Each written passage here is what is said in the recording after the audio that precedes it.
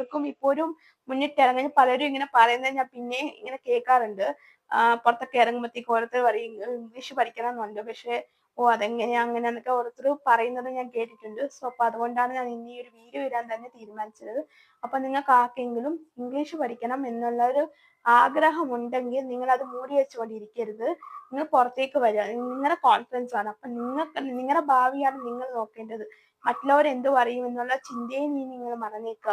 കാരണം വെച്ചാൽ അവർക്ക് പറയേണ്ട ആൾക്കാർ എന്നും പറഞ്ഞുകൊണ്ടിരിക്കും.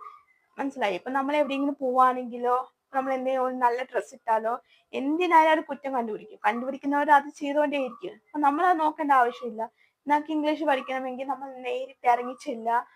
ഇങ്ങനെ എനിക്ക് ഏത് എന്താ എവിടെ പോയിട്ടാണ് എനിക്ക് ഇംഗ്ലീഷ് പഠിക്കാം, ആരെ അടുത്തുനിന്ന് പഠിക്കണം എന്നൊക്കെ ഉള്ളത് നിങ്ങളുടെ ഒരു തീരുമാനമാണ്. ഇപ്പൊ ഞാൻ ആരെയും ഇങ്ങനെ ഇത് ചെയ്ത് പറയുന്നതല്ല.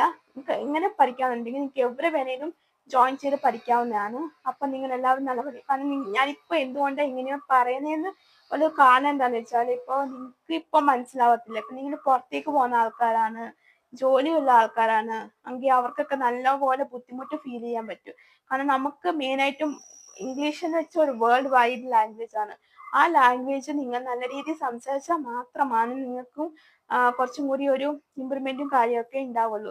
കാരണം വെച്ചാൽ ഇപ്പൊ പുറത്തേക്ക് പോയി അപ്പൊ അയാൾക്ക് ഇംഗ്ലീഷ് അല്ലാണ്ട് ഒന്നും അറിയത്തില്ല എങ്കിൽ നമുക്കും അറിയത്തില്ല എങ്കിൽ നമ്മൾ പെടും. കാരണം വെച്ചാൽ ഇപ്പൊ നമ്മള് ബാംഗ്ലൂർ പോവാന്ന്, കർണാടക അല്ലെങ്കിൽ നമ്മൾ എവിടെയെങ്കിലും സ്ഥലം ഇപ്പൊ തമിഴ്നാടു, ആന്ധ്രാപ്രദേശ് ഇവരെല്ലാം പോയാലും നമുക്ക് ഇംഗ്ലീഷ് അറിഞ്ഞിരിക്കണം. ഇപ്പൊ നോർത്തിലൊക്കെ പോവാണെങ്കിൽ നമുക്ക് ഹിന്ദിയാണ് അവിടുത്തെ മെയിൻ. ബിക്കോസ് നമുക്കിപ്പോ ഹിന്ദി അറിയത്തില്ല എങ്കിലും കോമൺ ആയിട്ട് ഈസി ആയിട്ട് പഠിക്കാവുന്ന ലാംഗ്വേജ് ആണ് ഇംഗ്ലീഷ്.